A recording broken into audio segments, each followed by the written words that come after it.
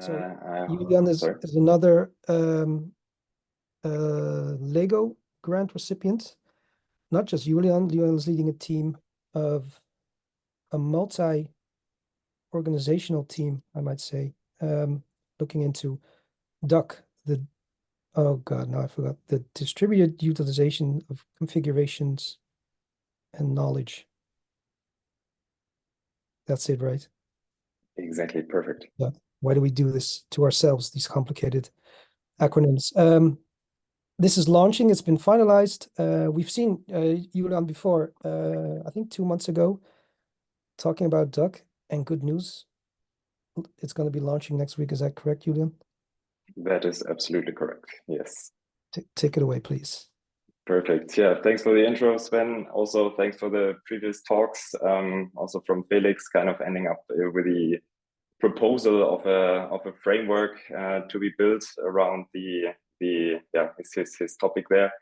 I think I would like to pick up the ball there as well, as we have been working since a while on also a framework for node operators to, which is called actually D.U.C. And as Sven just tried to, or successfully figured out what stands behind that, just also quick recap for everybody else.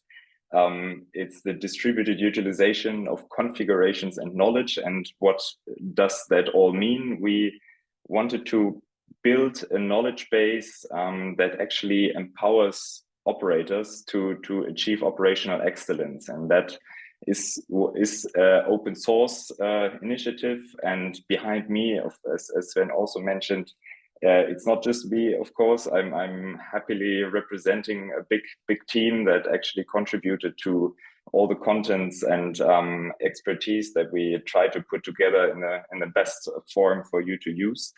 And we are now close to the alpha release, launching next week after a lot of work going into that. And I would like to shortly give you an overview where we are and kind of what we achieved over the journey of D.U.C. And if we look at D.U.C. now, we actually think, or I hope that we basically put together a lot of helpful material for you guys to work with. We kind of looked a lot at risks for node operators across different areas, from infrastructure to people and process risks, and have, I think, put together a quite extensive list and overview of any risk that kind of impacts the operations of node operators, which are currently around 77. Might be, after we close the feedback round, might be a bit more in the end, but this is kind of the ballpark where we are at the moment. We identified also 27 mitigation dimensions with like more details behind that, but kind of quite an extensive documentation of potential mitigations for risks, and also with 36 controls dimensions, also kind of worked out a very, I think, extensive pool of information in that regards. And these control dimensions are not kind of standalone. They are actually derived from two standards, the ISO 27000 and the SOC 2.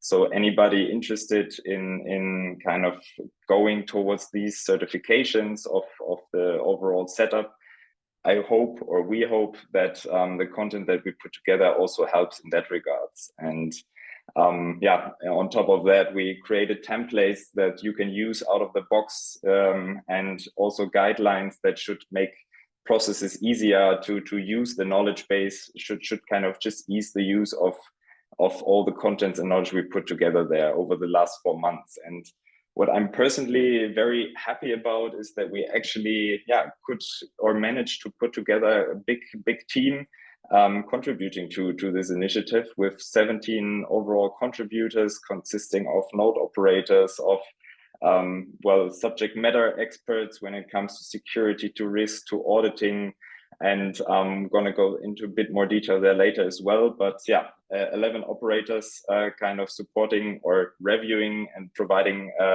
contents to the knowledge base overall. And I think this is just overall very, very good outcome that I hope you guys can use, and that is helpful for the overall node operator community. And with mentioning the operators and teams that got involved, I would just use a quick second to also mention them, because it's quite it was quite a big piece of work that kind of went into this knowledge base, with the core team building the kind of foundation and putting together all the foundational work when it comes to the mitigation, controls, and risks, and all the contributors from the Lido node operator pool and beyond, reviewing, providing very detailed feedback to what we've created, and actually kind of making it even, or giving us the feedback we needed to make it even more better. And just wanted to kind of give a big shout out to everyone contributing, or everyone who contributed to this piece of work. So that was really, really good, and big thanks to all. And the way we kind of did that, it has been a 4-month journey for us, with kind of until end of January, finalizing this first initial draft. At what point I was also happy to be invited to present that status at the time.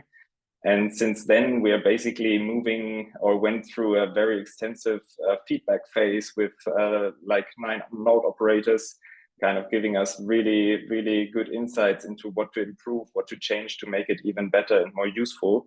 And we use that now over March to actually create a good alpha release version that we're going to launch very soon, and by 2nd of April, actually. And I don't want to talk much about the structure overall, and actually give you a bit of a hands-on session and kind of show you how the look and feel is, because it's actually close to be published, right? So if you look at what we created now is actually these 3 components. You see kind of a risk framework section, you see the mitigation and controls library as a second section, and then last but not least, the communication toolkit.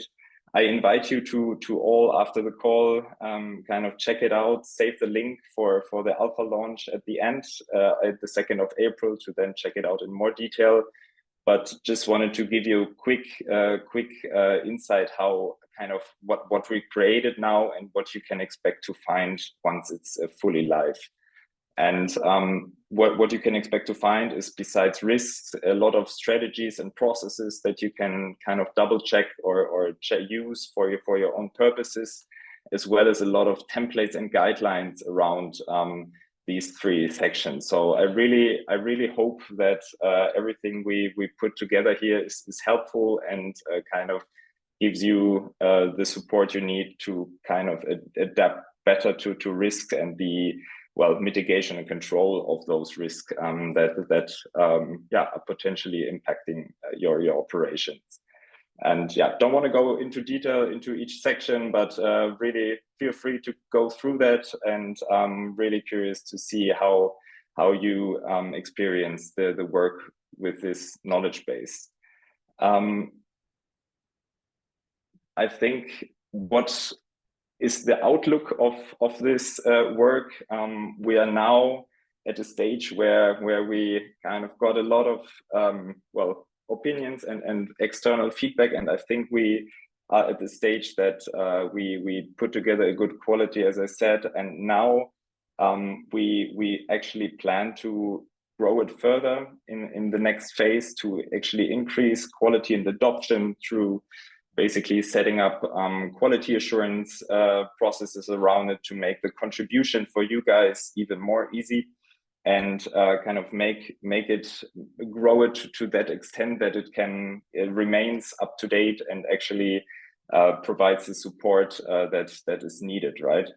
And another topic that we want to target with the next phase is actually the reach and usability, through kind of using or putting the content that is currently there into a more easy to use format, like putting the risks and mitigations, all that, into kind of checklists, and providing just materials for you to use it in a more easy way. And this is the overall goal then for the next phases of this D.U.C.K initiative. So super happy kind of where we are now, and really excited to see where this initiative further goes to.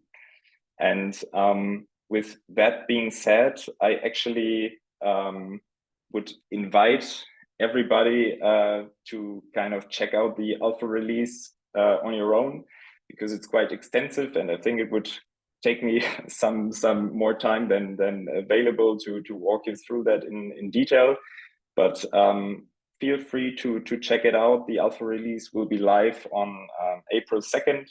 So there you can expect to find the fully updated and with all the version, with all the contents and feedback incorporated by all the node operators. Another thing that I want to invite you to is to check out the GitHub repository. So we basically connected this Gitbook with the GitHub so that you can also review, drop your comments, propose changes.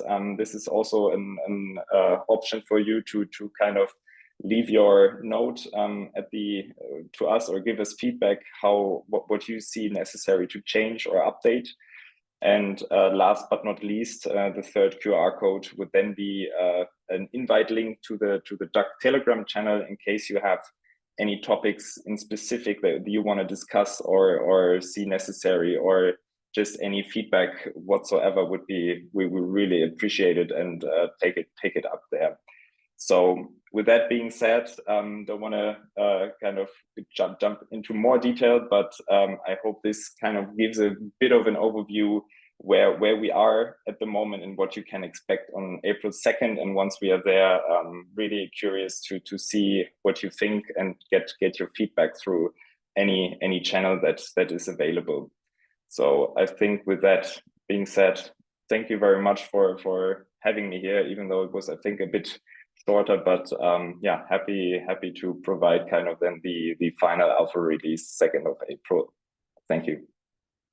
Well, no, thank you, Julian, of course. I'm trying to figure out why the Germans in the chat are all going wild about this April 2nd date particularly, but that's you're catching up with the Dutch, I guess, on that date. I Googled it quickly. Don't worry about it too much. All right, got it. I want to ask you about not the contributors, the content contributors. So the node operators who provided more or less their knowledge and expertise. There's, I think, 8 or 9 of these node operators. They put in a lot of effort already. Like that's amazing. And like the value of this, how many are there? 3, 4, 5, 6, 9.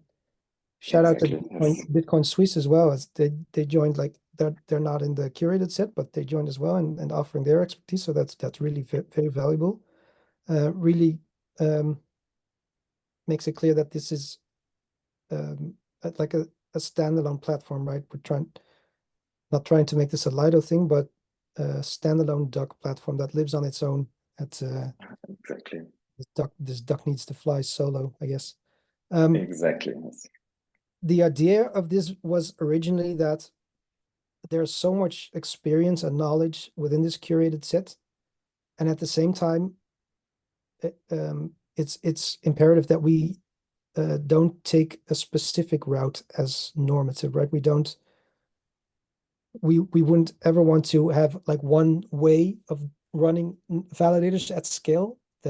That's the preference of the curated set to do, or anyone to do, because we feel that all these node operators, like they've come from different backgrounds. Like some are client devs, some are with an infra background. Like everyone has a different background. They all have completely different strategies around doing things. While at the same time, some do, I think, communications for instance, for example, they just handle really professionally.